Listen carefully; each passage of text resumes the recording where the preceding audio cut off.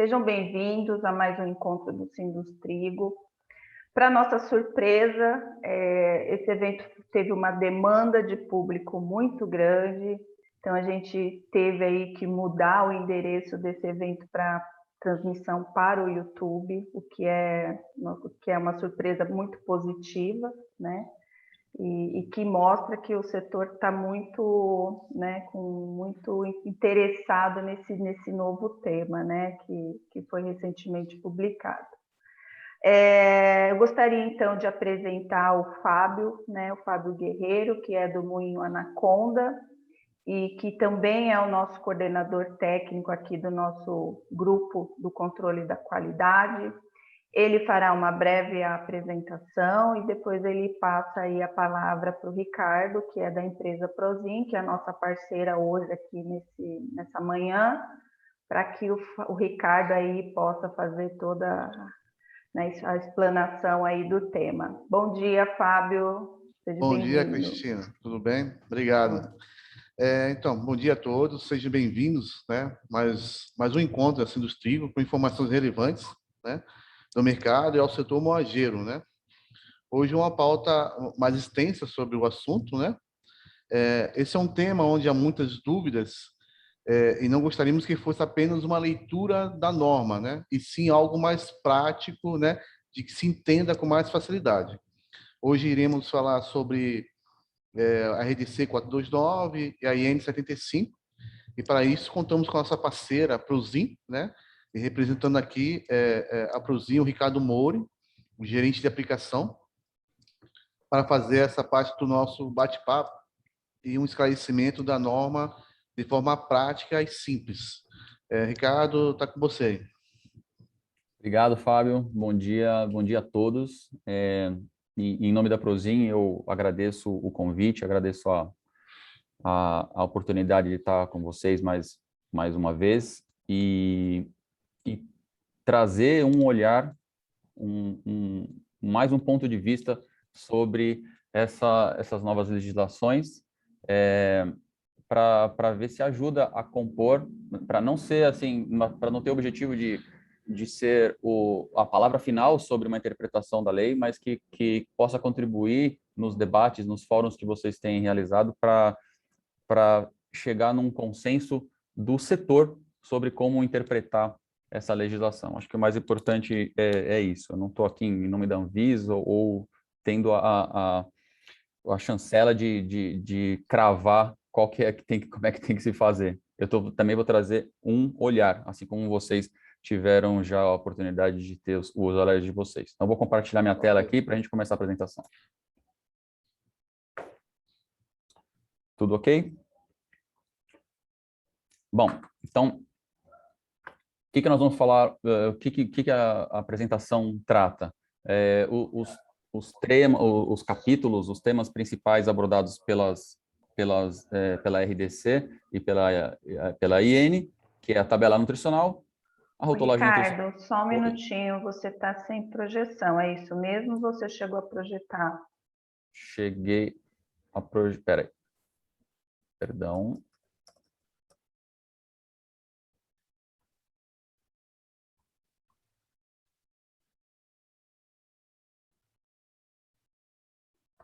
Agora foi? Ok, foi, muito bem, obrigada. Perdão, pessoal.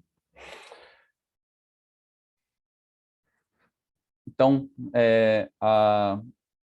os temas dessa legislação são tabela nutricional, rotulagem frontal e alegações nutricionais. Eu faço uns pequenos comentários sobre o texto da lei, não é a leitura da lei, como o Fábio falou, e depois a gente parte para alguns casos de cálculo de tabelas nutricionais e de consequências daquela tabela nutricional para os produtos de moinhos, que é o público aqui. Então, farinhas de trigo e misturas para pães de bolos. Não são todos os pães, não são todos os bolos que eu vou tratar ali, mas exemplos que imagino que ilustram e que seriam um caminho para fazer qualquer outra variedade de pão e bolo. Para esclarecimento, então, o que foi usado como base é a própria RDC 429, a IN 75. E aí, nesse material de perguntas e respostas que a Anvisa publicou, e que é bastante esclarecedor, recomendo que todos vejam também esse material. Começando pelos prazos, né? Começando mais, a texto está até no final da norma. Começando pelos prazos, essa resolução ela não está vigente ainda. Quem resolver mudar agora os seus produtos, ele está até fora da lei, né? Então, a lei vai entrar em vigor ainda em outubro de 22, e para os produtos destinados ao consumidor final, ainda vai haver um prazo de mais um ano para que eles que estejam em comercialização na data de entrada de vigência, lá em outubro de 22. Os produtos que estiverem em linha, estiverem no mercado, eles têm ainda mais um ano para se adequarem. Porém, os fabricantes das matérias-primas e todo mundo que fornece para a indústria ou fornece para a padaria, para serviço de alimentação, esses precisam estar adequados já em outubro de 22. Então, a Prozin tem que estar adequada em outubro de 22, e a farinha que vai para a padaria também tem que estar adequada em outubro de 22, segundo o que eu interpreto ali do texto da legislação. Ok?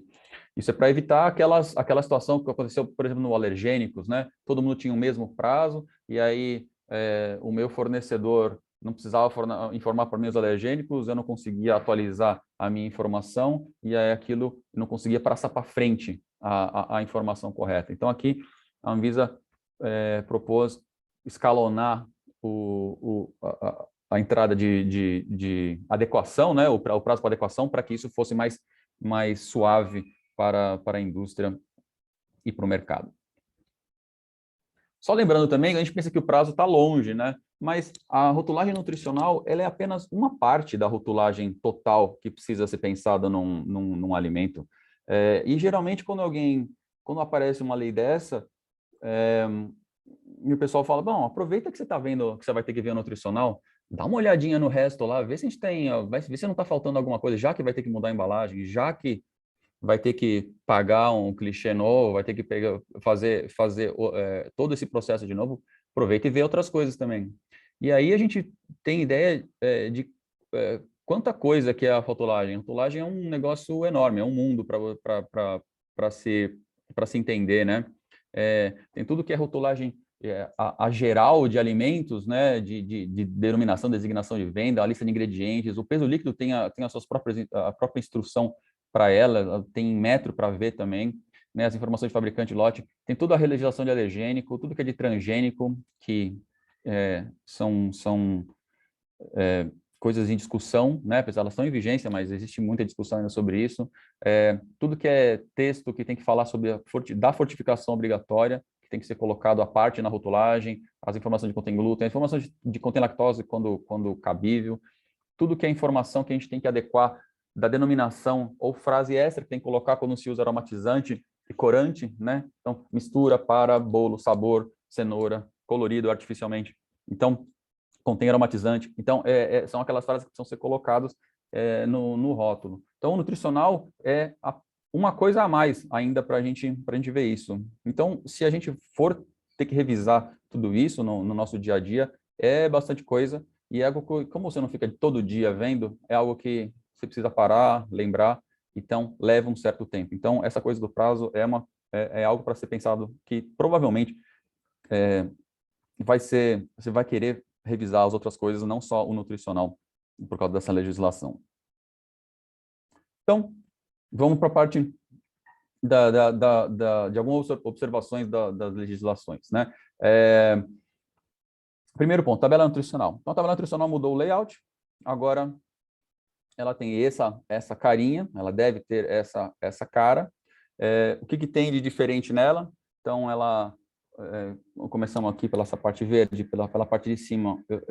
Ela indica agora, você precisa indicar quais são o número de porções por embalagem, nada muito complexo nisso. A porção para farinha, para bolo, para pão, não mudou de tamanho, existe tabela. É importante dizer também, essa legislação, ela ela unificou uma série de outras legislações, né? Então, você tinha uma portaria para uma RDC para cada coisa, para porção, para a porção de caseira, você tinha uma outra para o IDR, você tinha uma outra para informação nutricional complementar, que são agora chamadas de alegações. Então, ela unificou tudo. Com isso, ela ficou muito extensa. E é parte desse tamanho dela que faz com que a gente se complique bastante na hora de ler, né? Mas ela veio para unificar isso. Isso é um ponto positivo dessa legislação. Então, a parte de porção, ela mudou. A parte de porcentagem de valor diário, a frase que se tinha antes foi alterada também, né? E existem alguns novos valores de valor diário recomendado para que seja usado como base para essa porcentagem do VD. E as grandes novidades, eu diria, do novo layout da tabela é ter uma coluna nova para informação por 100 gramas do alimento, e não só a porção, e ter esses novos nutrientes, açúcares totais, e uma parte deles ser açúcar adicionado, né? Então, isso que eu imagino que seja a grande novidade dessa RDC. Alguns outros pontos, né, talvez menos relevantes, como detalhe, assim, foi removida a energia em quilojoule, não tem que mais declarar em quilojoule, é só em quilocaloria. Antes a gente tinha que colocar na linha de gorduras totais, falar assim, gorduras totais, vírgula, das quais? Gordura saturada, gordura trans, e quando tinha gordura poli, mono, colesterol, tinha que falar o das quais. Ou quando abria a informação de carboidratos, tinha que falar dos quais. Mas hoje não tem mais que fazer isso. Alguns VDRs, valor diário recomendado de ingestão de nutrientes, também foram alterados. Foi incluído o VDR para gordura trans, que não tinha, né? Tinha que colocar um asterisco antes na tabela nutricional, falando que era um valor diário não estabelecido. E um outro ponto que é relevante eles foram explícitos no texto, falando que a fortificação obrigatória de ferro e ácido fólico em farinhas, ela não deve ser realizada na tabela nutricional, mas com a frase que já tinha sido estabelecida lá quando foi determinada a última fortificação, a última legislação, necessidade de fortificação de farinhas de trigo e de milho, que é aquela frase lá, esse produto é enriquecido com 4 a 9 miligramas de ferro por 100 gramas, blá, blá, blá. Então, não é dentro da tabela nutricional que se expressa o ferro e ácido fólico, pelo que eu pude entender na minha leitura. Então, o novo nutriente açúcar da tabela nutricional. Então, açúcar é considerado todo monoglisacarídeo do alimento, tá? Então, tudo que é frutose, glicose, galactose, lactose, maltose, sacarose, isso são os açúcares. Se o açúcar tem 3 ou mais unidades, ele não é considerado açúcar mais. Uma triose, tetraose, ou um oligosacarídeo, ou uma destrina, não é considerado açúcar, é considerado açúcar só esses que são mono e disacarídeos. E a lei também propõe uma mudança em considerar açúcares, né? Então, ela separa os açúcares que são o que nós conhecemos como açúcar de cana, açúcar de beterraba, inclui como açúcar adicionado nessas formulações. Nas formulações que vai açúcar, a gente vai ter que declarar o açúcar que foi adicionado, e não só os que naturalmente estariam presentes no alimento, né? Então, no caso, ela cita que açúcar de cana, açúcar de beterraba, mel, melaço, inclusive fontes naturais como mel, caldo de cana, eles são considerados açúcares adicionados. O rótulo do mel, ele considera açúcar total, todo açúcar que tem naturalmente no mel, ele é açúcar total e não foi adicionado nada. Porém, se eu utilizar mel numa formulação, eu vou ter que declarar que aquele açúcar que veio do mel, ele é um açúcar adicionado. Ele exclui da necessidade de ser declarado como açúcar adicionado poliol, que já não é açúcar mesmo, e os açúcares consumidos pela fermentação, os açúcares consumidos pelo escurecimento enzimático, os açúcares naturalmente presentes nos leites e derivados. Então, toda vez que eu usar leite, eu não preciso declarar que o açúcar que veio do leite é um açúcar adicionado. Os açúcares naturalmente presentes nos vegetais, e aí já um entendimento meu, o açúcar naturalmente presente no vegetal, o trigo é um vegetal, então o açúcar que tem na farinha é um açúcar que não é adicionado, óbvio, e toda vez que eu usar a farinha numa outra formulação, eu não tenho que falar que o açúcar que veio da farinha foi um açúcar adicionado na formulação. E tudo que é fruta, incluindo então vegetal, incluindo as frutas, então tudo que é suco, um suco integral, tem açúcar naturalmente da fruta, ele não vai ser considerado um açúcar adicionado. Imagino que essa definição, ela seja, assim, para diferenciar um refrigerante, que tem uma quantidade de açúcar, que todo o açúcar da formulação do refrigerante foi adicionado, diferenciá-lo de um suco de fruta, por exemplo, que pode até ter a mesma quantidade de açúcar total, mas que no suco de fruta não foi adicionado nenhum açúcar, um suco que foi simplesmente, que é integral, e que eu só extraí e vazei. Então, eu imagino que o objetivo da vigilância nesse ponto foi trazer essa diferenciação mesmo, né, de um açúcar de fonte natural, de um açúcar adicionado.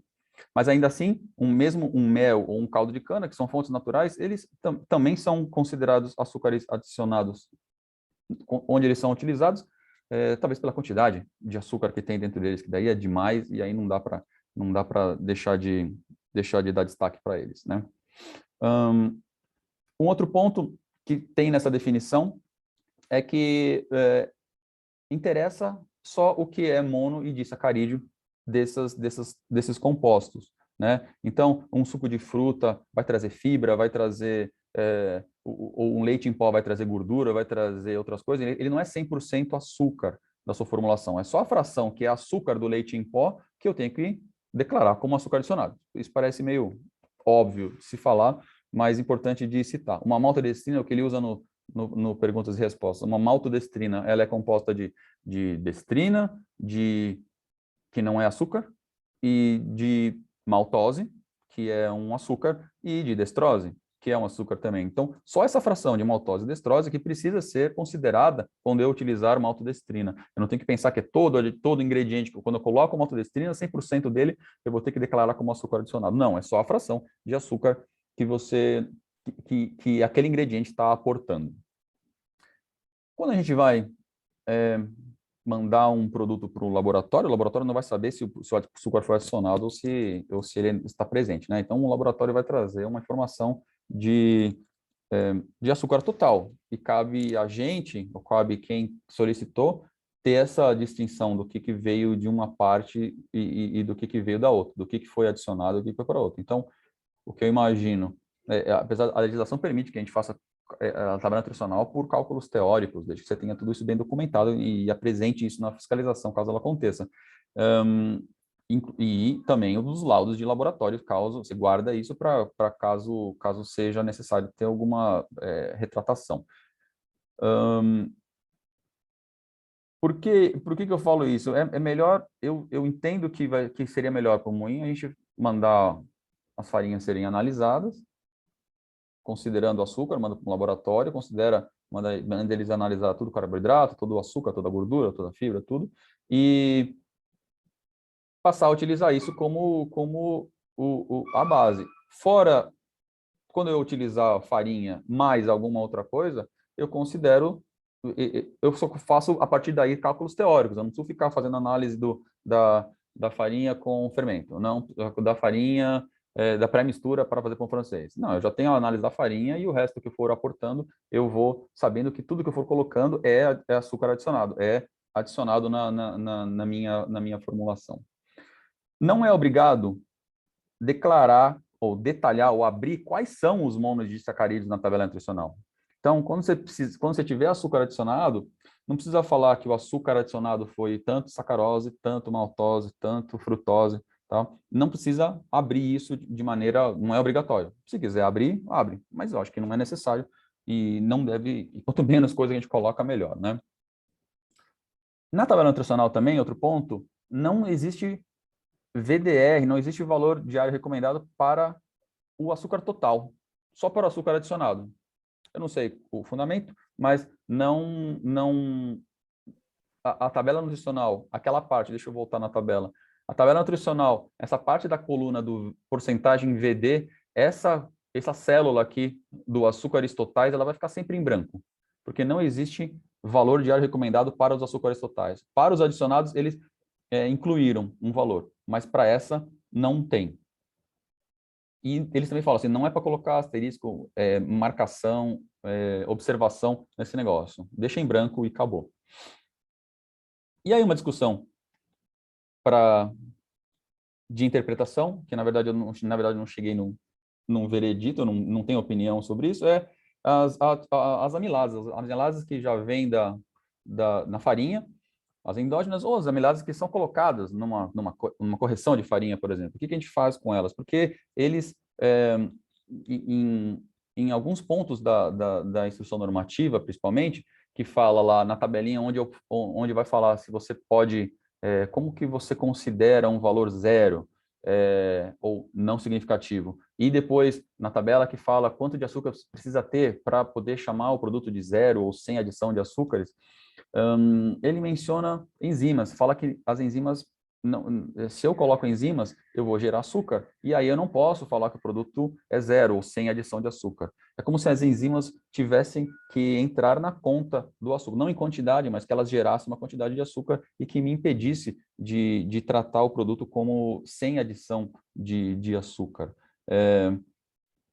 Sinceramente, não sei como resolver isso. Eu acho que eles devem tentar talvez em outros fóruns vocês já tivessem discutido isso, e que eu suspeito que seja algo que eles escreveram aqui nos açúcares consumidos pela fermentação ou pelo escurecimento não enzimático, né? Que é as relações de caramelização, de Maillard, que consomem açúcar.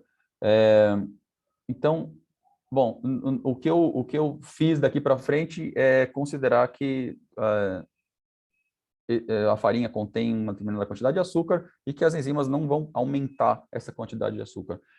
Outra coisa vai pensar assim, como é que o laboratório faz essa análise? Se eu pego a farinha e coloco, se eu quero determinar açúcar de uma farinha, eu coloco ela em uma solução que tenha água, eu não sei quanto tempo demora, se eu demoro algum tempo para fazer essa análise, se as próprias enzimas da farinha, né? A gente vê pelo Foley Number que tem enzima, e aí será que elas não estão gerando ali algum açúcar a mais, só pelo tempo que o cara do laboratório está levando para fazer a análise, ou o tempo que a análise leva mesmo para fazer, ou pelas condições da análise? Na verdade, isso é dúvida, eu não sei, eu não estou querendo complicar o negócio aqui, mas eu acho que pode haver algum ponto para ser esclarecido ainda com a vigilância nesse caso, ou talvez seja melhor não falar nada e dar uma de João sem braço, e melhor não trazer o assunto para cima para não buscar problema, né? Bom, outras observações sobre a tabela nutricional. Então, as quantidades, de volta aquilo lá, as quantidades não significativas tem uma tabelinha para a gente ver na instrução normativa. Tudo que é próximo de zero poderia ser declarado como zero, né? Os produtos, e aí ela menciona, os produtos que são exclusivamente ao processamento industrial, exclusivamente ao serviço de alimentação, eles não devem ser zerados. A tabela nutricional não deve ser zerada quando tem um valor muito baixo, que se for 0,0 alguma coisa, sim, é zero. Mas se for 0,1, você tem que declarar, mesmo que se fosse esse mesmo produto para o consumidor final, eu poderia zerá-lo, mas para o processamento industrial ou para serviço de alimentação, ou seja, padarias, supermercados, restaurantes, cafés, hotel, a gente tem que declarar essa quantidade. O princípio é que essa quantidade pequenininha declarada, não zerada, ela poderia somar com alguma outra da formulação que o serviço de alimentação vai fazer, mais outra, mais outra, mais outra, e aí poderia virar significante.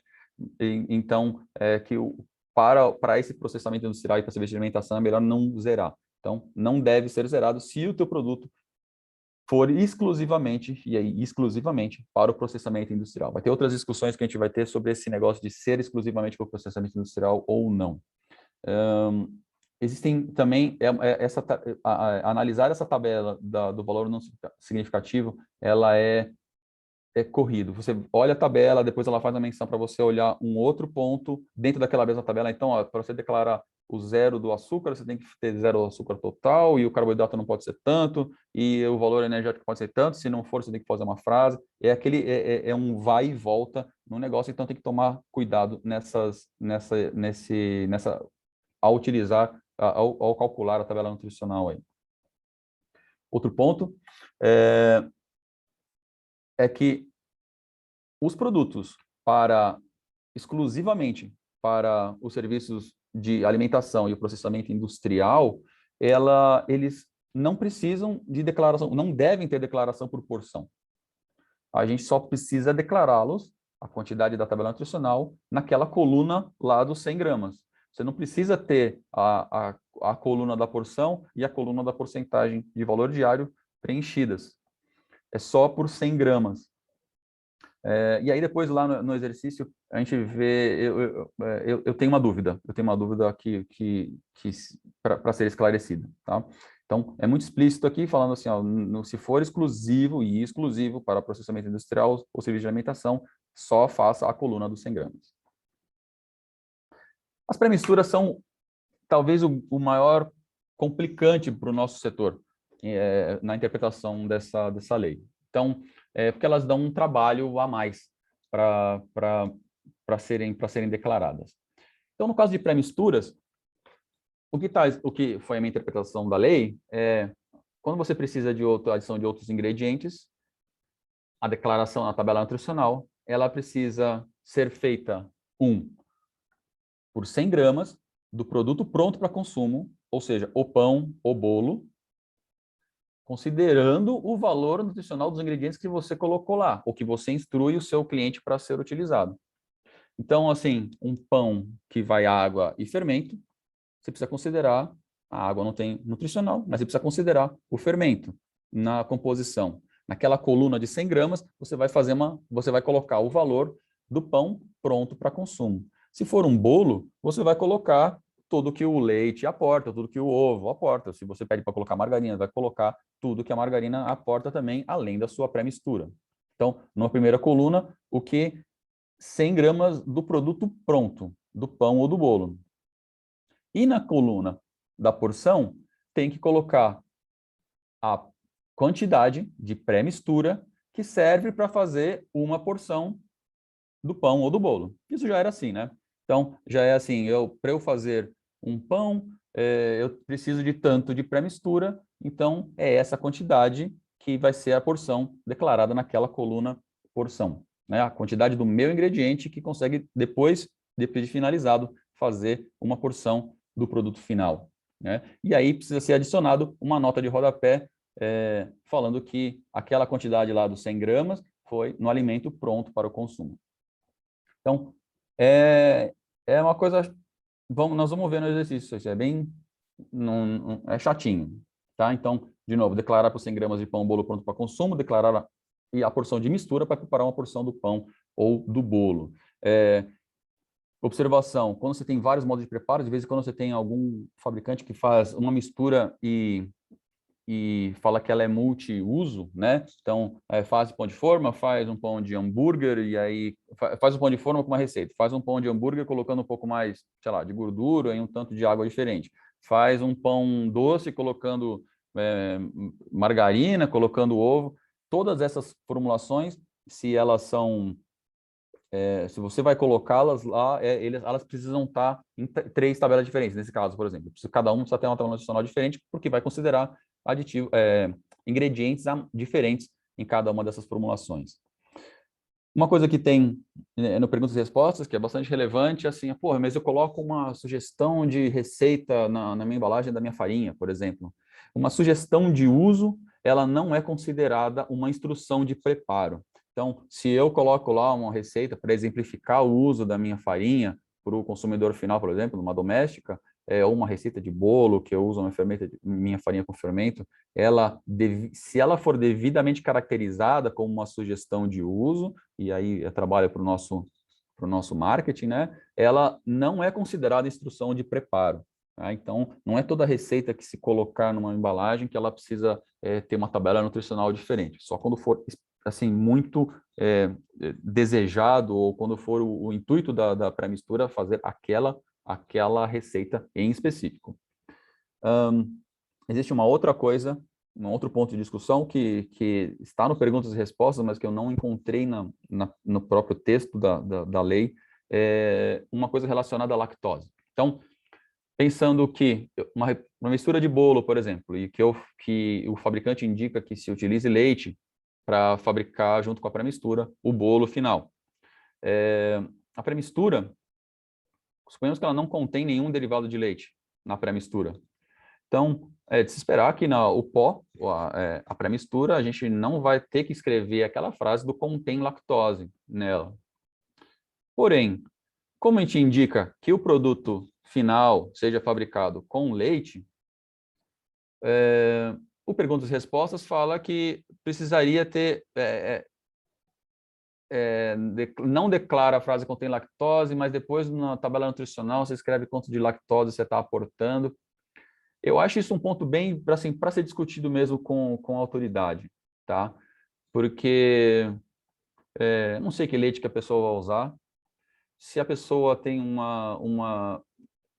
se for uma pré-mistura para consumidor final mesmo, né? Se a pessoa tem uma intolerância à lactose, provavelmente, ou alergia ao leite, ela não deve, ou, nesse caso é lactose, ela não vai comprar esse leite, ou não vai usar esse leite no bolo, não vai usar uma margarina que contenha leite nesse bolo, nessa instrução, nessa preparação, tá?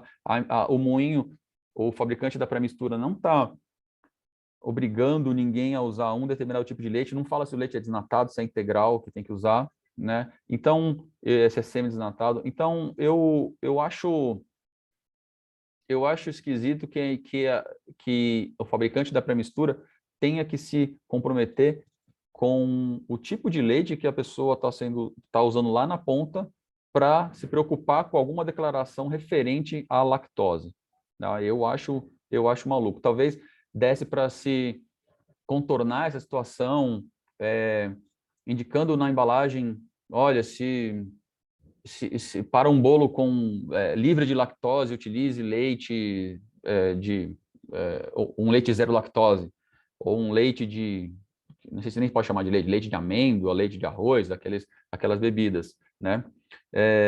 E outro ponto para sustentar isso, assim, porque, assim, se a gente, um fabricante de pré-mistura, se ele teria que se preocupar com esse tipo de ocorrência, talvez ele tivesse que se preocupar com o alergênico, que os ingredientes adicionados em casa, que eles poderiam aportar, ou com o transgênico que eles poderiam aportar. Não dá para o fabricante pré-mistura prever perfeitamente o que vai ser feito com o seu produto lá na casa do consumidor, né? Então, eu entendo que se não tem lactose, não tem lactose, eu passo a informação da minha pré-mistura e procuro evitar qualquer transtorno ali, trazendo talvez alguma frase que indique assim, ó, se você não quer o produto com lactose, utilize um leite zero lactose ou coisas do gênero, tá?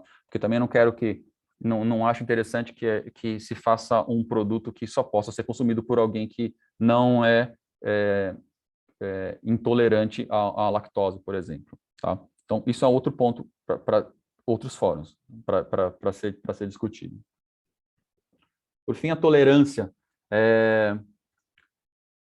É tolerado 20% para mais ou para menos, mas depende dos ingredientes, depende do nutriente que você está considerando, né? Então, naqueles que quanto mais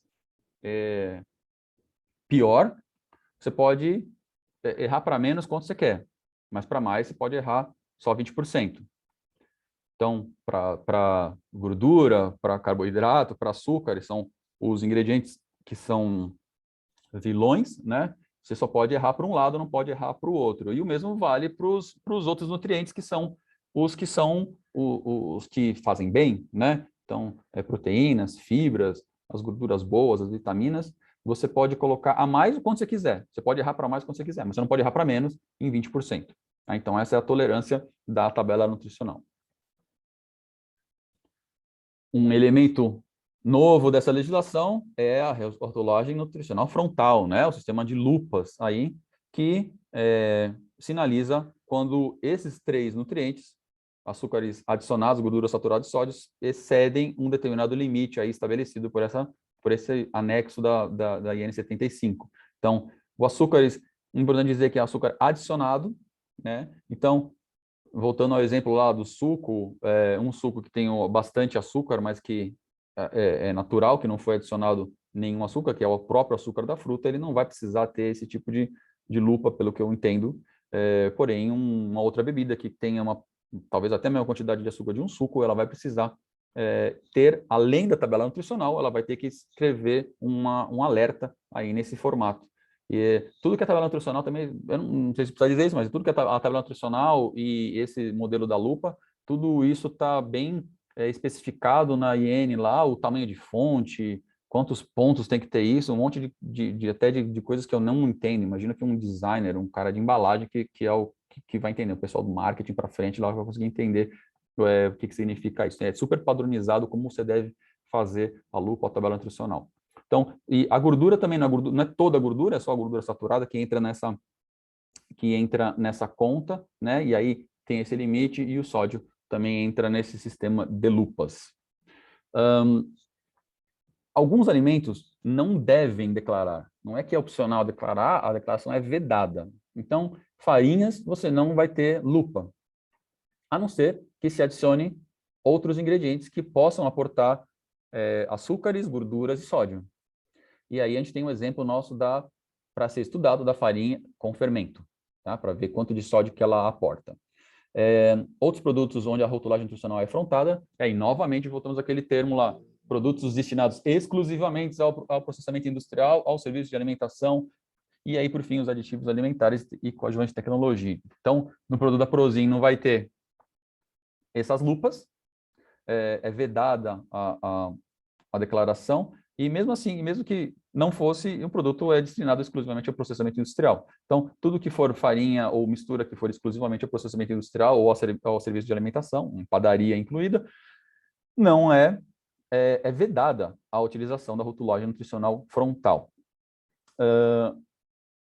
Eu só coloquei a observação que assim, ela é opcional para a padaria com o seu consumidor, com o consumidor final. Então, pode ser que a padaria venha exigir a informação, a padaria não pode exigir do moinho que tenha lupa, ela exige e é obrigatório que o moinho coloque a informação nutricional na tabela e depois a padaria pode, se ela quiser, fazer a lupa para os seus produtos, os produtos depois de prontos para venda lá para o consumidor final. Aqui tem um detalhe. Quando vai fazer uma pré-mistura para o consumidor final, o produto, a rotulagem frontal, ela tem que ser calculada com base no produto tal qual exposto à venda. Como você vê, o exposto à venda é a pré-mistura. Quando você fala de produto pronto para o consumo, é o pão ou o bolo feito com aquela pré-mistura. Então, a rotulagem frontal é feita a partir do pó, da pré-mistura. E nesse caso, você tem que entender qual que é a quantidade de pré-mistura que é necessária para fazer 100 gramas de produto acabado, sem considerar os ingredientes que você pediu para colocar. Então, parece meio confuso a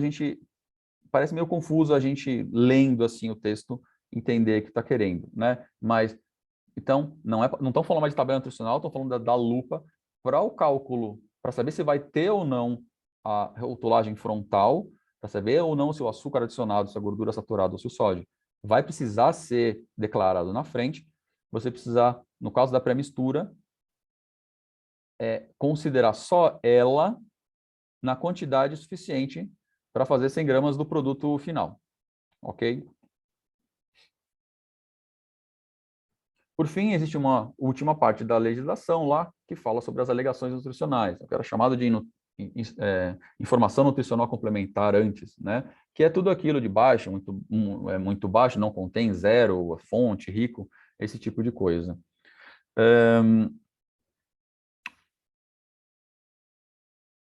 eles têm que considerar, como já era, o produto pronto para consumo, né? E aí, um detalhe que é assim, quando eu tiver um produto, de novo, uma pré-mistura, precisa de outros ingredientes, eu vou ter que considerar o nutricional deles também, para saber se o meu produto pode ou não ter uma dessas alegações nutricionais. Quando a alegação for essas de que é mais positivo quanto mais baixo, assim, baixo, muito baixo, não contém, você precisa considerar os ingredientes que você colocou na receita, para finalizar o produto, para ficar o produto pronto para consumo. Então, aí eu faço uma mistura que não tem nenhuma gordura e mando o cliente final colocar um monte de margarina, um monte de manteiga, e aí eu falo que meu produto é baixo porque eu não tinha gordura dentro da minha pré-mistura. Então, é para evitar esse tipo de situação. Agora, quando o produto, a alegação for de quanto mais melhor, a fonte, o alto teor, o rico, aí você não pode considerar os ingredientes adicionados, entendeu? Então, por exemplo, um achocolatado em pó. O leite que for colocado no achocolatado em pó, ele não pode ser ele o responsável por deixar o produto rico em cálcio, por exemplo. Não pode ser isso. Então, se é para ser rico em cálcio, tinha que ter vindo antes lá do achocolatado e não contar com o leite para conseguir esse tipo de apelo, tá? Então, é isso. Só tem que tomar cuidado com quem for fazer esse tipo de alegação nutricional, tomar cuidado com esse tipo de situação aí. Aí, novamente, acho que já era assim, né? O comparativo tem que ser em relação a 3 do mercado ou algum outro produto que você mesmo, que o mesmo fabricante tenha, e tenha em linha também. Não pode, eu tive lá no ano 2000 e agora eu estou fazendo um agora que é reduzido ou que é light em alguma coisa, né? Essa tabela, como eu já tinha mencionado antes, assim, essa tabela para você saber quanto que pode, quais que são os limites absolutos para você poder chamar, sei lá, de baixa gordura ou de baixo teor de gordura, elas são uma cascata, assim, sabe? Você precisa atender a vários critérios, não só a quantidade de gordura, você precisa atender a isso, mas depois a saturada não pode ser tanto da gordura total, não pode ter trans, não pode ter... Então, é uma série de condições complementares. E, por fim, assim, se tiver um alimento que tem uma legislação frontal, que tem uma rotulagem nutricional frontal, essas lupas, as alegações elas têm que ter menos destaque que essa lupa, né? Então, para evitar que um produto seja muito rico em açúcar, mas ela também seja rico em fibra, muito alto em açúcar, mas também é rico em fibra, aí você dá mais destaque para a fibra do que para a advertência do açúcar, tá? Então, eu queria chegar num ponto que é assim, a legislação da Anvisa, a Anvisa está lá para proteger o cidadão, certo? Então, é tudo mais pensado para o consumidor final, a legislação. Então, é de se entender que todo produto que efetivamente vai ser levado ao consumidor, que ele vai precisar, esse alimento vai precisar de um rigor ou de muito mais informação. Então, uma tabela nutricional, por exemplo, para um produto destinado ao consumidor final, ela tem que ser uma tabela nutricional mais completa, e a tabela para um serviço de alimentação ou uma indústria, ela pode ser, não digo simplificada, mas ela pode ter menos informação, ela pode ter só informação por 100 gramas, porque subentende-se que na indústria, no serviço de alimentação, vai ter alguém que vai conseguir traduzir essa informação e ao fazer o produto final, que efetivamente vai para o consumidor, aí sim, esse estabelecimento ou essa empresa vai conseguir trazer a informação nutricional completa para o consumidor final. Isso é muito importante porque a parte de rotulagem, tanto a tabela nutricional quanto a parte de rotulagem frontal, vai variar muito o que o moinho precisa fazer, se ele vai vender a sua farinha para o consumidor final ou se ele vai vender a sua farinha para uma padaria ou para uma indústria, né? E a o texto da lei fala muito especificamente que é exclusivamente. O ponto que me traria alguma preocupação se eu fosse trabalhar no moinho é assim, eu tenho certeza que a minha farinha não vai ser colocada, por exemplo, num atacarejo da vida e que ela pode chegar ao consumidor final. Se eu escrever, sabe, é meio óbvio da gente pensar que uma embalagem de 25 quilos não vai chegar para o consumidor final. Porém, se ela está lá num atacarejo, será que o consumidor final, um CPF, não pode comprá-lo? Mesmo que ele seja um informal, que vá vender pão depois com aquela farinha, mas ele é um consumidor final para todos os efeitos, sabe? Então, será que tem que fazer uma tabela nutricional e uma rotulagem frontal super completa para minhas farinhas e pré-misturas, pensando que pode correr o risco de ter o consumidor final comprando aquelas embalagens, mesmo que as grandes, tá? Isso é um ponto para cada moinho, para cada associado definir. Isso é bastante importante. Eu não sei se só apenas colocar uma frase na embalagem assim, para uso exclusivo, industrial e de serviço de alimentação, se isso vai eximir a indústria ou os moinhos de trazer informações nutricionais mais completas só por causa dessa frase.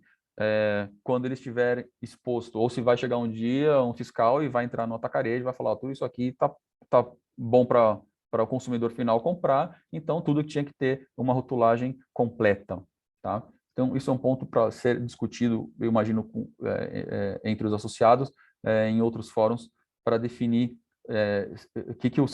como é que o setor trabalharia, ou como cada um vai tratar esse caso. Então, vamos passar para exemplos práticos. Tá?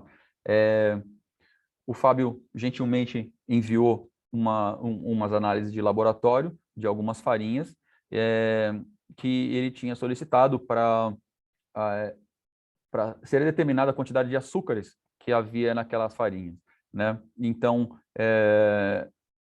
eu não sabia, na verdade, eu não sabia nem teoricamente quanto açúcar teria numa farinha, naturalmente teria numa farinha, né? E houveram resultados assim de 1,4, 1,5, até 2,5% da quantidade de farinha era açúcar. A maior parte maltose, e em alguns casos havia maltose e um pouquinho de sacarose, menos de 0,5% ali de sacarose. Então, é uma coisa interessante que eu honestamente não tinha essa informação. Não sei se essa maltose, se ela é formada na hora da análise ou se lá no grão de trigo já não tem essa maltose. Não sei se uma farinha de um trigo de Fallen Number mais baixo teria mais açúcares do que a farinha de um trigo com Fallen Number mais alto também. Isso só analisando. Então, essa primeira farinha de trigo é a base para fazer todos os produtos do meu exercício aqui, né? Então, eu consideraria fazer que essa primeira, como ela é a base, ela precisa de uma análise de laboratório. Então, eu mandaria para um laboratório a minha farinha para analisar tudo sem exceção, inclusive açúcares, e aí eu saberia na minha base, e aí o resto, tudo que eu fosse adicionando em cima daquela farinha para fazer pré-mistura, entraria na conta ali por cálculo, não mandando para o laboratório para fazer. Então, nesse caso aqui, considerei uma embalagem de 1 quilinho só, então dá 20 porções, a porção da farinha continua sendo 50 gramas, a medida caseira para a farinha de trigo indicada no anexo lá da IN 75 é xícara de chá, e aí meia xícara de chá. Açúcares adicionados são zero, ou é zero, porque não colocamos nenhum açúcar mesmo, e os açúcares que aparecem aqui na tabela são todos os açúcares naturalmente presentes na farinha. Essa coluna aqui dos 100 gramas é quase uma transcrição do que o laboratório nos mandou. E aqui eu preciso confessar que eu errei porque eu não coloquei a correção e não coloquei a fortificação. Isso poderia trazer, através dos veículos, por exemplo, da fortificação ou o veículo da correção, poderia trazer um pouquinho mais de carboidrato ali talvez fosse irrelevante, talvez no final, no arredondamento, dá o mesmo número ali, mas eu confesso que eu não considerei esse negócio nessa análise aqui, mas que precisaria ser considerado, sim, ou pelo menos visto, para ver se é realmente relevante. Tá? Então, tomando cuidado, faz o produto para 100 gramas, e aí depois a farinha de trigo é o próprio produto exposto à venda e o próprio produto pronto para consumo. Então, ela não tem transformações, não tem necessidade de receitas ou outras coisas, então faz 100 gramas, faz para 50 gramas, calcula a porcentagem de VD, lembrando que o açúcar total não tem VDR, e tem que considerar tudo que é arredondamentos e zeros. Existe uma tabela lá na IN 75, um anexo, que também trata de tudo isso. É aquele lá que fala assim, o VD tem que ser em valor inteiro, o valor com 3 dígitos você não bota vírgula, com 2 dígitos você não bota vírgula, quando tem um só você bota, quando está entre 1 e 10, esse tipo de informação que já tinha nas outras lá. Aqui, só tomem cuidado quando forem fazer, porque o Excel pode ter uma regra de arredondamento diferente do que a legislação está falando, né? Então, a lei fala lá, tudo que for, sei lá, 0,5 você arredonda para cima. Se for 0,4, você arredonda para baixo. Você precisa transformar ele inteiro. Então, só tomem cuidado com esse negócio. Outra coisa, se precisa ter... Bom, nesse caso, quando for colocar, se fosse adicionar a correção e a fortificação como contribuintes lá da informação nutricional, precisa ter alguma ferramenta, Eu fiz um Excel simples, assim, mas precisa ter algum tipo de ferramenta para você calcular isso de uma maneira mais rápida e mais digamos, confiável, né? Eu fiz um aqui achando que tá certo, que tá tudo bem, mas só eu entendo o meu Excel ali, né? Então, talvez existam ferramentas, ou não sei se se os próprios associados compartilham essas informações, as suas ferramentas entre si ali, para conseguir ter todos a mesma... para facilitar a vida de todos os associados. A farinha integral também é uma farinha que eu entendo que tem que ser mandada para análise de laboratório, considerar análise de laboratório. Então, veio do laboratório uma certa informação nutricional. Isso aqui é fictício, cada um vai ter o seu. Fictício não, é uma informação real, mas cada um vai ter o seu. Pode não variar muito, mas cada um vai ter o seu. E aqui vai começar a variar, como se a moagem é direta, se é reconstituição, tal. Não sei se eles vão usar isso depois até para fiscalizar lá o integral, né? Se o produto pode ser chamado de integral ou não, não sei. Então, essa aqui que o Fábio compartilhou, ela tem uma informação nutricional e, por ser farinha, não tem rotulagem frontal. E, nesse caso aqui, as alegações são sempre opcionais, né? E aqui, nesse caso, eu imagino que o moinho vai querer escrever que é rico em fibras, porque daí ele está acima de 20% do VD de fibras, pode ser considerado rico, ou alto teor, depende da palavra que você queira usar. Tá? Então, a farinha integral aqui foi a farinha de trigo branca antes. Aqui a farinha com fermento. Então, nessas lá, joga no Excel, colocando 2% de fermento, e aqui foi uma conta bem simples, assim, 98 de farinha, 2 de fermento. Pode até ser uma quantidade muito alta do fermento, na farinha com fermento. E o que deu na farinha com fermento é que, graças a Deus, não tem um sódio absurdamente alto, né? Então, o fermento químico aporta muito sódio, principalmente do bicarbonato de sódio, e ele não aportou quantidade suficiente para ser necessário fazer aquela legislação, aquela rotulagem frontal. Seria 600 miligramas na quantidade de 100 gramas. Então, salvo erro de cálculo meu aqui, o sódio deu essa quantidade aqui, precisaria dar 600 para ter a necessidade da rotulagem frontal. A lupa do alto em sódio. Depois, a mistura, aqui começam as misturas. E aí aqui começa a complicar um pouco mais o cenário. Então, aqui eu tenho até ponto de dúvida para deixar para o grupo. Considerando uma mistura formulada desse jeito no moinho, farinha mais sal, mais esse aqui é um aditivo de pré-mistura, Powerzyme, tá? Considerando 100 mais 2 de sal mais 0,4 de aditivo, vai dar um tanto que vai dar essa composição aqui por 100 gramas. Somando o que a Prozin vai fornecer, somando o que o sal, o fornecedor do sal, indica lá de valor nutricional, e o que você tinha da tua farinha base, que você já tinha mandado para o laboratório analisar, ou que você tomou algum valor teórico, né? E vai dar esse resultado por 100 gramas. Lembrando, o açúcar que veio da farinha nunca vai precisar ser declarado como açúcar adicionado. Então, ele vai ser sempre um açúcar, vai entrar no açúcar total, mas não vai entrar como um açúcar que foi adicionado na formulação. Aí minha dúvida é, para uso industrial, se eu tenho certeza que essa mistura pão francês ela é para uso industrial, eu não preciso declarar as informações relativas à porção. O que eu devo fazer, então, na tabela nutricional? E essa é a minha dúvida. Deveria deixar lá em branco tudo que é informação referente à porção, seja aqui no cabeçalho, ou seja aqui nas duas colunas, ou deveria deletar essas colunas, essa linha, e ter a informação nutricional só para 100 gramas, né? Então, eu tenho suspeita que eu deveria deletar essas linhas e não deixar do jeito que está aqui, mas tirar essas linhas da direita, essas colunas da direita e essa linha de cima, para aquilo ficar só informação nutricional e direto 100 gramas e esses valores aqui, né? E aí, importante, não precisaria ter nenhuma rotulagem frontal, nenhuma lupa, mesmo com esse sódio aqui estando mais alto, por 100 gramas, por ser um produto exclusivo para um uso industrial ou serviço de alimentação, indústria ou padaria.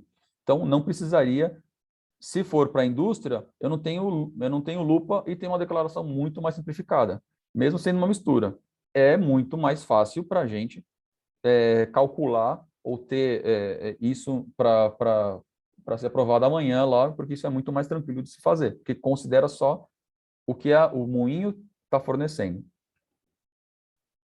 Porém, se existe o risco dessa pré-mistura ir para o consumidor final e tiver que fazer uma rotulagem nutricional mais completa, e aí precisa ser, então, considerado as instruções de preparo e considerar o produto final.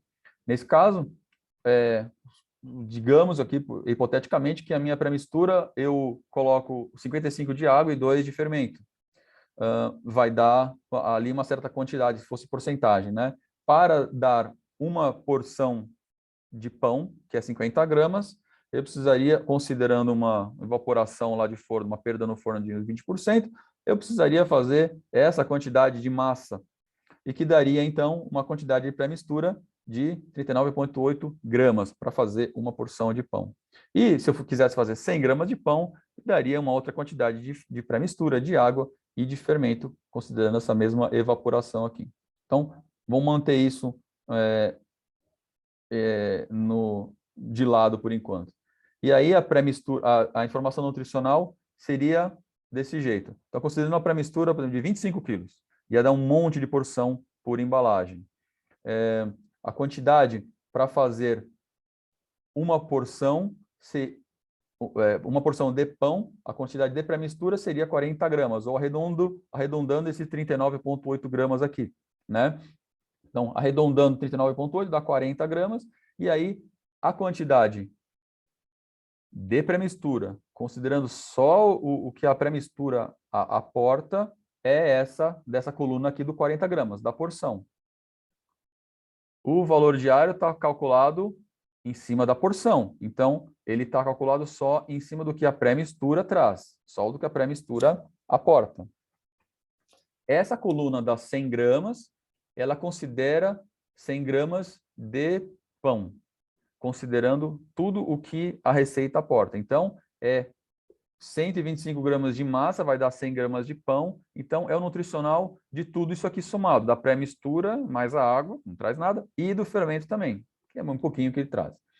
Tá? Então, essa quantidade aqui é a quantidade de 100 gramas de pão. Fazendo 100 gramas de pão dá essa caloria, esse carboidrato e isso tudo mais. Ao ter um produto que necessita de preparo, precisa colocar os asteriscos e colocar essa nota de rodapé aqui, no alimento pronto para o consumo. Isso para a tabela nutricional.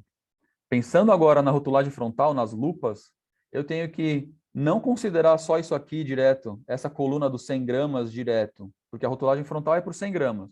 de produto final, mas ela deve considerar quanto da minha pré-mistura dá 100 gramas de produto final, 100 gramas de pão assado. Tá? Então, a quantidade que eu tenho que considerar para a rotulagem frontal é só esse 79,6 ou 80, se quiser arredondar. E nessa quantidade de pré-mistura de 80, vai dar 100 gramas de pão, e nessa quantidade dá 621 gramas de sódio. Não é essa quantidade aqui, que está na tabela nutricional. É uma outra quantidade, que não está informada em lugar nenhum da embalagem. Porém, ao calcular, uma pré-mistura que eu fiz lá com 2% de sal, deu 621 gramas de sódio. Isso faz com que a minha rotulagem frontal seja necessária para sódio. E aí ela é o produto é alto em sódio, porque deu acima dos 600 miligramas, que é o limite. Fazer, então, aqui como ação, se eu tivesse reduzido em 10% esse açúcar, esse sal, se eu tivesse colocado 1,8 de sal, talvez não desse a necessidade dessa rotulagem frontal. Mas, de novo, estou pensando que essa mistura para pão francês está indo para o consumidor final. Se fosse só para padaria, ou se fosse só para uma indústria, não seria necessário ter essa declaração aqui. Tá? Não seria necessário ter nem essa tabela completa do jeito que ela está. Ok? Só aquela outra que nós mostramos antes. Uma outra mistura para um pão doce. Estou considerando que a minha pré-mistura é composta por isso, assim, 100 de farinha, 10 de açúcar, sal, e Megapan é o aditivo de pré-mistura de pão doce. Tá? Considerando aqui que eu nem estou colocando gordura nessa pré-mistura de pão doce.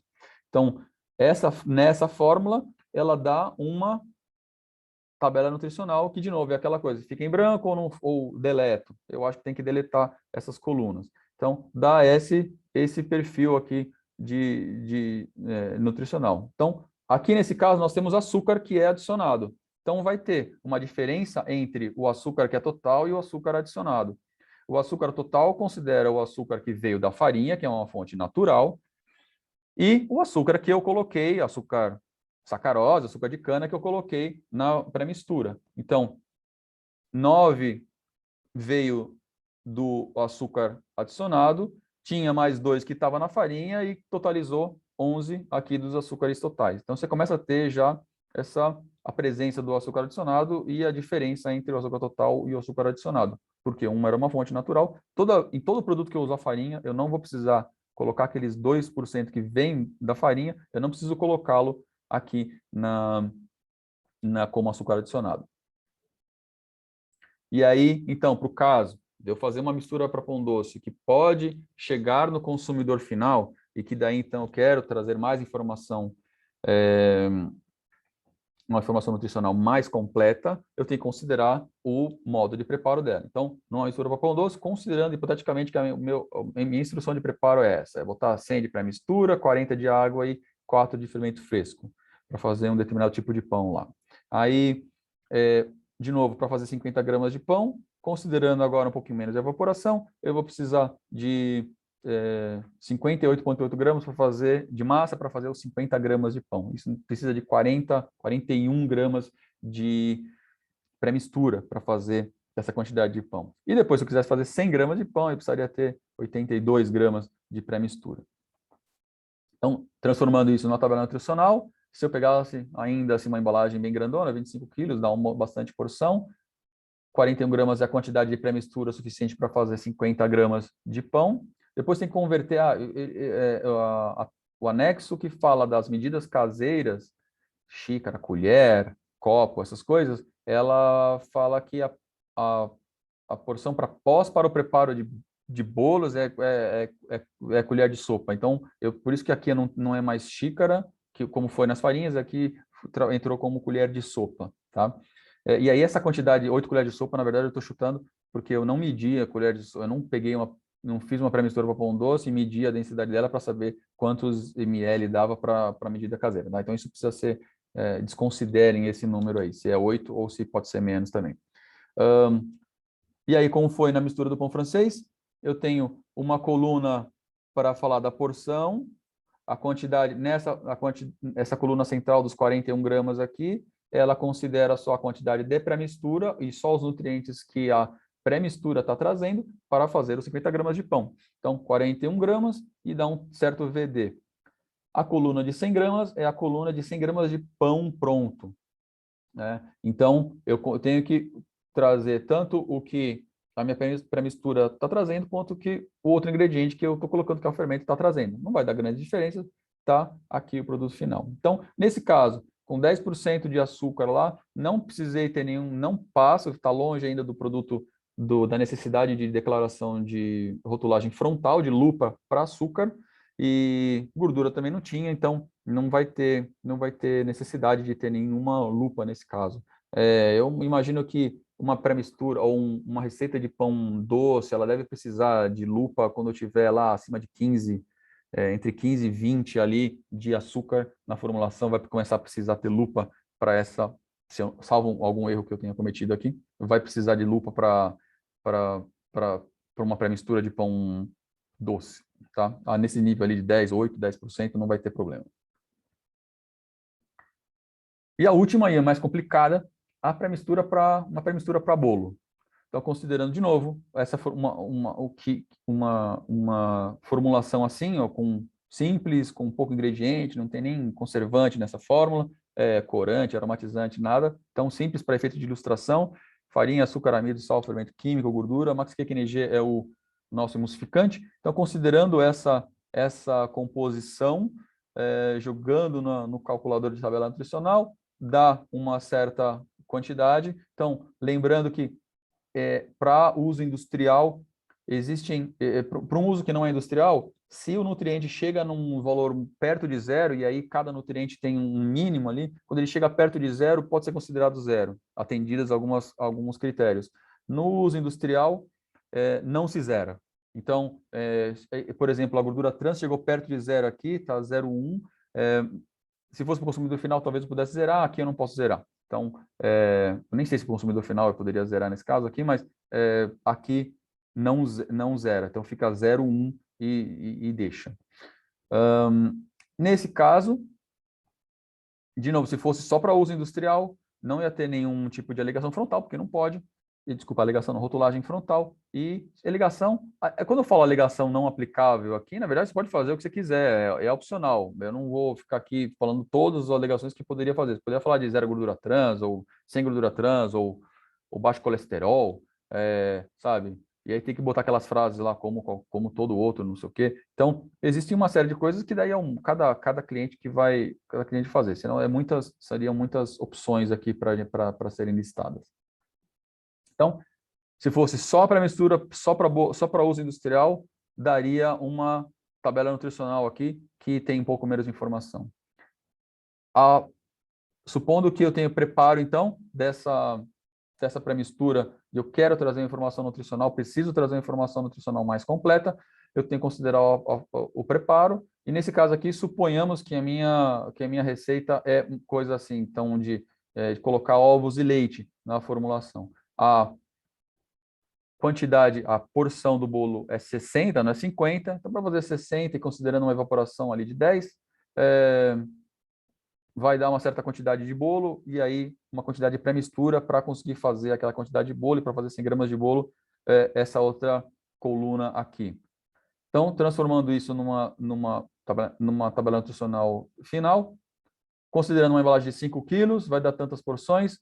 Aquela porção de 39, ou é isso aqui, o arredondamento de 39,2. Porção de 39 dá tantas colheres de sopa. E ela aporta sozinha, só a pré-mistura, então só essa quantidade aqui de 39,2 ou 39, ela aporta tanto de energia, de carboidrato, tudo isso aqui. E aí tem um certo VD em relação a essa porção. Então, o porcentagem de VD sempre é em relação à porção. 100 gramas não é porção, a não ser que a porção seja 100 gramas, né? Mas no nosso caso não é. Então, essa coluna de 100 gramas aqui, ela é referente ao bolo finalizado. Então, aqui estão considerando tudo o que os açúcares que o leite traz,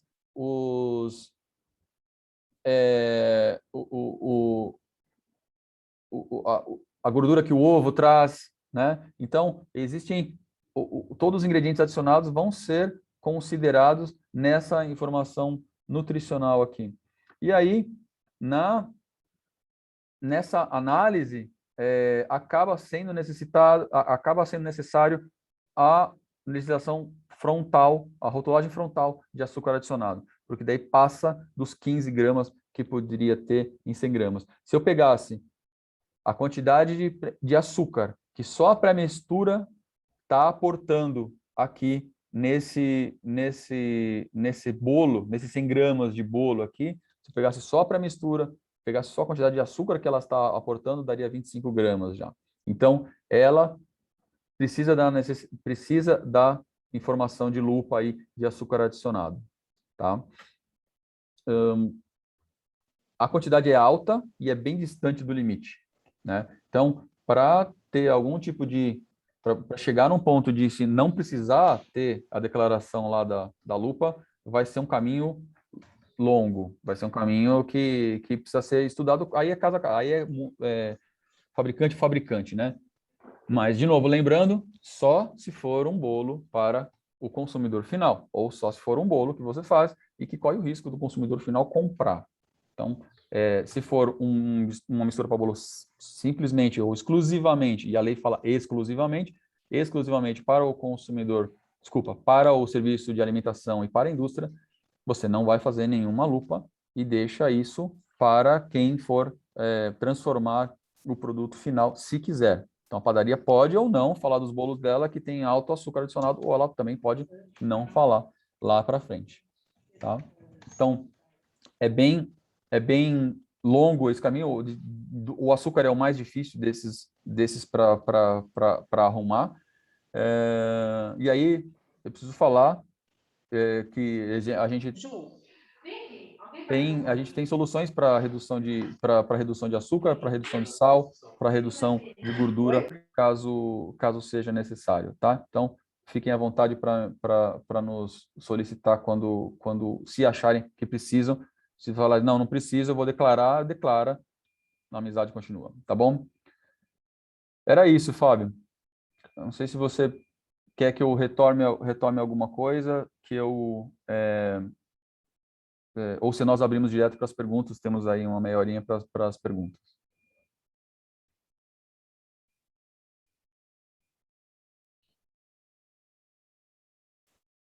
Voltou. Opa, vamos lá. Ricardo, excelente explanação. Eu acho que a gente pode abrir já para as perguntas, né? Ok. O pessoal deve estar já enviando algumas perguntas. Vou dar uma olhada aqui.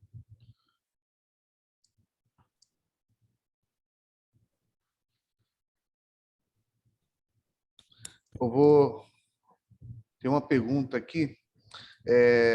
Mesmo para o pão de leite, aí pão de queijo e todos os outros panificados, que tem leite ou queijo na formulação, bom, tudo, tá meio confuso essa pergunta aqui, Ricardo. Ele quer saber provavelmente deve querer saber se tudo que vai queijo ou leites e derivados, se eles consideram se o açúcar é adicionado ou não.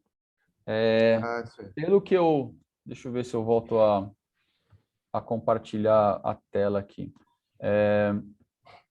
Pelo que eu entendo, não. Pelo que eu entendo, sempre que se usar leite, ou derivados de leite, vai ser considerado o açúcar total, lógico, mas não vai ser considerado açúcar adicionado na formulação. Se é essa a pergunta, né? Eu tô interpretando, eu tô achando que ele está perguntando, que a pergunta está sendo essa, né? Então, todo o açúcar presente em leite, toda a lactose presente em leite é pouco, né? Agora, leite condensado não pode ser, porque ali eu já tenho adicionado, né? Quando eu fiz leite condensado, eu peguei leite, ou a indústria lá, fez leite e botou açúcar. E aí ela vai declarar pro moinho, ó, eu tenho... o moinho não vai usar leite condensado, mas que se fosse usar, eu tenho tanto que veio do leite e tanto que é adicionado no meu leite condensado aqui. Então, quando o moinho for usar aquilo como ingrediente, ele já vai assumir que aquele leite adicionado é adicionado. O adicionado lá atrás continua sendo adicionado quando for utilizar na receita. Então, ele é adicionado. Então, no caso do leite condensado, ou algum outro leite adoçado, sei lá se existe, mas ou algum iogurte adoçado. Então, Quando for alguma fonte só natural, ok. Quando não for quando já tiver tido adição de açúcar antes lá na cadeia, vai ser considerado como adicionado aquela parte. Tem um outro aqui. Ricardo, essa aqui tem o nome também da pessoa. Então, o bolo, o açúcar do leite adicionado, lactose, na receita não conta como açúcar adicionado? Exatamente, não conta. Não conta. O leite adicionado num bolo final, ele aporta lactose, ela tem razão. E muitos desses, do que eu estou, por exemplo, o ovo aqui, eu não consegui achar qual que é a quantidade de açúcar no ovo, tá? Quando eu fui fazer esse cálculo da pré-mistura de bolo. Mas o leite já procurei qual que era o açúcar a lactose do leite. Então, a lactose do leite, ela não é açúcar adicionado, então ela não vai entrar para efeitos de legislação frontal aqui, para nutricional na tabela e para frontal, ela não vai ser considerada para a lupa, de acordo com a minha interpretação. Eu tenho mais um aqui, da Érica Carvalho. Queria entender melhor se é obrigatório colocar a receita do bolo, porque de acordo com a necessidade, se calcular por 100 gramas do produto, isso seria em cima da receita. Ou posso não colocar a receita e ainda assim terei que declarar na tabela nutricional os valores do produto pronto para consumo, que é para mistura para bolo. A pré-mistura provavelmente vai ter uma instrução. Se é uma pré-mistura para o consumidor final, seja para a indústria ou para o consumidor final, provavelmente vai ser colocada uma instrução. Tá. Imagino que não tem fabricante que não vai colocar essa instrução. E aí aquela instrução vai ser seguida pelo fiscal para calcular, para ver se você está considerando, você está fazendo a tabela nutricional considerando os ingredientes que você está falando que era para o cara, para a pessoa finalizar. Não sei se eu entendi, bem a pergunta, sabe? Eu entendi. Tem que considerar sim. Eu entendi Agora, dessa forma também. se a tua pré-mistura, se o teu cliente final utiliza essa pré-mistura de bolo e depois ele coloca a cobertura de uma coisa, creme da outra, isso não é mais a sua alçada, né? Você tem a sua... e se ele usa óleo de soja ou ele usa gordura cheia de trans, você indicou para ele usar um óleo de soja. E aí ele está usando outra gordura, não está na sua alçada mais. Mas imagino que vai ter bastante desvios nessas informações, né? Uma outra coisa que eu pensei, será que é muito preciosismo, né? Precisar falar assim, utilize leite de vaca integral. E aí eu tenho, para a tabela nutricional tá certa. Utilize, porque leite de búfala talvez, sabe, não sei quem vai comprar leite de búfala, mas assim, se o cara usar leite em pó e reconstituir, se o cara usar leite desnatado, zero lactose e reconstituir, é muito difícil para o fabricante conseguir prever todo esse tipo de situação. Vão haver esses desvios aí. E outra coisa que eu pensei assim, é muito preciosismo também eu ter que falar que considerei a margarina da marca tal, que tem essa tabela nutricional, tira uma foto, registra em cartório e tal. Eu acho que não precisa ter esse rigor todo nesse caso das pré-misturas. Tem mais uma aqui. Supondo que temos um produto destinado à indústria e ao consumidor final, ao mesmo tempo, qual tabela deve prevalecer nesse caso? Eu imagino que seja do consumidor final. A crítica que eu teria é que eu achava a tabela, voltando à lista do bolo, eu acho que a tabela nutricional só da pré-mistura, que seria essa aqui, que é só para 100 gramas de pré-mistura, considerando 100 gramas de pré-mistura, é ótima para todo mundo, tanto para o consumidor final quanto para a indústria. E complementarmente, ter mais informações, beleza. Talvez tenha informações assim, da porção e da porção já considerando os ingredientes adicionados, para complementar só o valor da mistura, eu acho que ficaria mais legal nesse caso. Mas optou-se por esse modelo, esse entendimento. Então, respondendo a pergunta, eu acho que precisa usar do consumidor, porque o fiscal vai olhar a do consumidor. E aí pode haver algumas discussões. No caso para o consumidor, por exemplo, aquela coisa que eu falei de arredondamentos e zeros, e principalmente os zeros, os valores não significativos, para o consumidor, se o valor, na tabela nutricional para consumidor, se o valor está bem próximo de zero lá, dependendo olhando a tabela, olhando o anexo lá, eu tenho que zerar, eu sou obrigado a zerar, não é que eu posso ou não ser bonzinho e não zerar, eu tenho que zerar. Então, pode haver, sim, uma pré-mistura que, se eu fosse mandar para a indústria, ela seria uma tabela ligeiramente diferente de uma tabela para o consumidor final também. Tá, entendi. No caso, então, acho que melhor seria colocar para tabela nutricional para a indústria e para consumidor final. Seria melhor nos casos? Não, você não pode colocar duas na mesma tem que ser um embalagem. só? Tem que ser uma só. Tem que ser uma entendi. só. E aí, assim, se eu tivesse, assim, na Anvisa, talvez eu pudesse, eu pensaria num outro jeito ali. Mas eu acho que tá bom do jeito que eles fizeram e traz a informação que precisa. Mas tem que ter uma só, e aí seria o pior caso, teria que colocar do consumidor, eu imagino. Porque o fiscal vai ver o do consumidor. O importante é ele proteger o cidadão. Então, ele quer ver o consumidor final, ele quer ver a informação do consumidor final. Agora tem uma pergunta tecnológica aí para você, Ricardo. Okay. Qual é a sua opinião com relação às misturas de bolo, uma vez que estamos bem distantes dos níveis para não declararmos alto em açúcares adicionados? Olha, é uma opção. Imagino que vocês já devam estar debruçados nisso já faz algum tempo, desde que saiu essa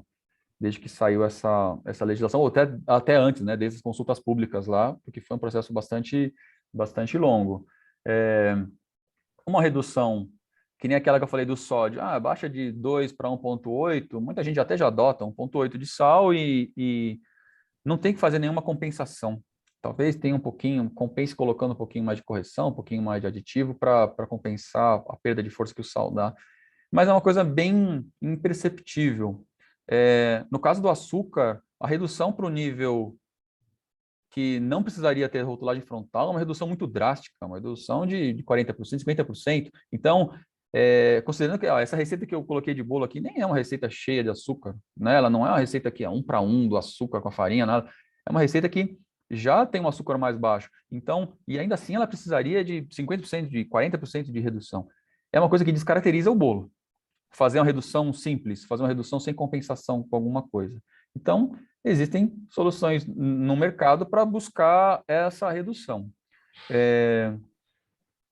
Se eu fosse P&D do moinho, eu traria todas as opções para casa, faria as opções que cada fornecedor tem, prepararia esses bolos e apresentava. Esse bolo aqui é bolo para vocês ou isso aqui é uma coisa muito diferente do nosso padrão? É melhor ter uma segunda marca com esse bolo que tem a redução e a gente mantém a nossa marca oficial e declara a rotulagem frontal? Eu, assim, como consumidor, eu não sei como... eu acho que a gente vai esperar, né? Todo o mercado vai acabar esperando. Vai ter gente que vai apostar em... não vou descaracterizar, vou rotular com a lupa e vou ver se o consumidor vai realmente rejeitar o meu produto. Porque quem compra bolos está sabendo que está comprando alguma coisa que não é para consumir uma grande quantidade de uma vez só, né? Então, chocolate, bolo, o pessoal não sei se é tão inocente assim. Então, eu tenho opinião pessoal que eu compraria o bolo assim, pessoal, Ricardo, não é Prozin, né? O Ricardo compraria o bolo do alto açúcar e paciência, e sabe que as consequências de consumir muito açúcar. Agora, a decisão de cada moinho, se a gente puder ajudar com as nossas soluções também, a gente vai e procura apresentar o que nós temos para ajudar para ver se chega nesse nível, dependendo da tua receita, lógico, se a gente consegue chegar no nível que não precisa declarar. Tá, ok. Eu tenho uma pergunta agora da Neuza e a Sueli, do Moinho Triguaçu. Elas estão perguntando, para a farinha de trigo, é necessário fazer análise de rotulagem na farinha tipo 1, tipo 2 ou uma única rotulagem para a farinha de trigo? Na verdade, só se elas tiverem... Eu acho que precisa fazer uma vez, ou que os associados se conversem para compartilhar esse tipo de informação. Acho que isso é mais legal do que cada um mandar 5 farinhas serem analisadas. Se todo mundo tem o mesmo resultado, talvez realmente não precise. Então, a resposta seria assim: se você não quer falar com ninguém e precisa declarar, seria bom analisar mais de um tipo de farinha. E aí, para ver como que essa quantidade de açúcares, ou o resto dos nutrientes também, como é que eles se distribuem. Você vê até como é que a confiabilidade sei lá, do laboratório, das análises de laboratório, de vez em quando. No sódio, por exemplo, eu lembro de ter uns resultados muito malucos, muito fora da teoria. No ferro fólico, a gente tem direto análise que você fala, não é possível que deu isso. Então, a própria análise do laboratório deve ter uma certa variância ali. Mas se você não quiser falar com ninguém, eu mandaria analisar as duas, se eu tivesse dinheiro sobrando. Então, eu mandaria analisar as duas e ver se elas estão muito diferentes. A partir daí, não analisava mais nada. E eu mandava só essas, talvez a integral. Então, eu acho que que vai dar resultado muito igual, né? Entendi. Mas é um risco. Eu faço para tipo 1, e aí na tipo 2 aparece uma quantidade muito maior, porque tem mais enzima, porque tem mais sei lá o quê. Aí apareceu um outro resultado. Aí me quebra, né? Mas eu acho que vai dar muito igual para tipo 1, para tipo 2. Tá, mais uma. Para farinhas de nível industrial, a minha rotulagem pode ser representada só em 100 gramas, sem a necessidade de porção? Sem a necessidade de porção, exatamente. O uso, a legislação é bem específica nesse ponto ali, ela fala que para qualquer produto de uso industrial poderia ser 100 gramas, poderia ser 100 gramas direto, né? A gente, nas nossas farinhas, mesmo dos sacos grandes, a gente declara por 50 gramas, né? Para usar a mesma tabela para todos. Mas, pelo que fala na lei ali, poderia sim trabalhar só com 100 gramas e acabou. Se fosse só industrial, mesmo que a porção seja 50 gramas para farinhas. Por quê? A Anvisa faz a legislação pensando no consumidor final. Se o consumidor final for receber, ele precisa receber com 50 gramas. E aí é porção. Se o teu cliente não é um consumidor final, é um industrial, vai ter alguém lá na frente que, ao transformar a sua farinha em alguma outra coisa, vai adequar, facilita para ele receber a informação em 100 gramas do que em 50 gramas. Imagino que seja esse o entendimento. Tá. A Érica Carvalho, ela está perguntando como calcular o valor por 100 gramas se não declaro uma receita no meu rótulo. Ou seremos obrigados a inserir uma receita? Isso Não. para o consumidor final. Não. Você só precisa colocar receita se for uma pré-mistura, né? Que daí você tem instrução. Se for uma farinha, você não tem que ter receita nenhuma. O máximo que você pode ter são aquelas sugestões que eu falei, sugestões de uso. Vai fazer uma torta de liquidificador, aí você bota uma receita lá, mas é marketing isso. Não é uma instrução de preparo. Na farinha, a tabela nutricional da farinha, pelo que eu entendo, é assim, seja para isso aqui para o consumidor final, tá? Se fosse para industrial, bem lembrado, poderia ser só 100 gramas sem as duas colunas. Então, aqui você não precisa colocar receita nenhuma. A farinha de trigo, ela é o produto exposto à venda e é o produto pronto para consumo. Eu sei que ninguém consome farinha pura, mas poderia consumir se quisesse, tá? Ninguém consome, mas ela é o alimento pronto para consumo. Então, ela não tem que ter nenhuma receita associada a ela e para ser considerado os outros ingredientes da receita numa informação nutricional. Ela é só isso. Ô, Ricardo, só para complementar, então, sempre, se o produto vai para a indústria e para o consumidor final, prevalece sempre do consumidor final, na rotulagem. Isso, imagino que sim. Tá ok. Bom, Ricardo, por enquanto, eu acho que era isso. Não sei se o pessoal mandaram, não estou recebendo mais perguntas. Ficou muito, mas muito bem explicado, Ricardo. Eu realmente eu gostei demais da sua apresentação. Foi muito didático e simples, né? Eu acho que a gente sai daqui hoje com muitas dúvidas esclarecidas, viu, Ricardo? É? Eu agradeço aí seu empenho aí, que eu acho que realmente não foi fácil, né? Essa leitura de ida e vai e volta, né? E eu É. agradeço muito a sua participação conosco aqui. Sim, ó, precisa fazer, sabe, as coisas, mesmo que você só leia a legislação, primeiro, precisa ler várias vezes, precisa ler completo. A gente perdeu meio a necessidade de ler manual. Ninguém vai ler um manual, por exemplo, né? Você recebe, você compra alguma coisa, você já vai usando ela direto. Então, a gente quer pegar a lei e já ver só o que interessa para nós. E Exatamente. a gente perde muito detalhe quando a gente não lê essa legislação completa. É bastante precisa de muita atenção, uma coisa que é difícil eu ter, assim, né? Não digo a gente, mas é difícil ter. Então, você precisa lê-la completa, precisa ler novamente, precisa ler com calma cada parágrafo, porque de vez que eu tenho uma vírgula, um sem, uma palavra ali exclusivamente, sabe? Uma palavra que vai definir, que vai ser importante. Mas o mais importante, precisa tentar fazer uma. Pega uma formulação que vocês tenham e inventa um Excel ali e começa a fazer, porque só nessa hora que você começa a ver, putz, mas esse valor aqui eu tenho que botar com quantas casas decimais? Ou esse aqui eu tenho que arredondar para quanto? Ou esse aqui, qual que é o... É bem... Precisa fazer para conseguir. Volto a falar assim, não, eu não...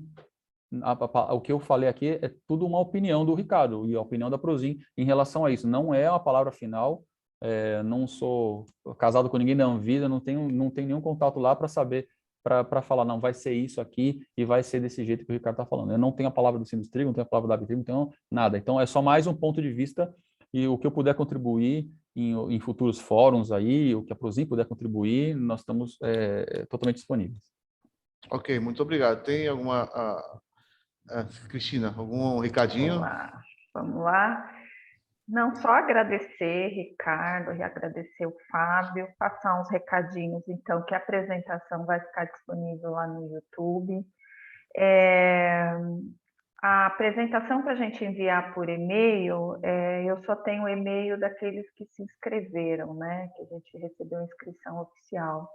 Então, aqueles que não fizeram a inscrição oficial, depois podem encaminhar uma solicitação para receber, né, essa apresentação por e-mail para o cristina@sindustrigo.com.br. E aí a gente já faz esse direcionamento. Então, acho que é isso. Obrigada, Ricardo. Obrigada, Prozin, principalmente por ter aceitado o nosso convite, né, para esse evento. Obrigada, Fábio, pela coordenação e um bom dia, bom fim de semana a todos. Você também. Tchau, tchau. Obrigado, bom dia. Tchau, tchau.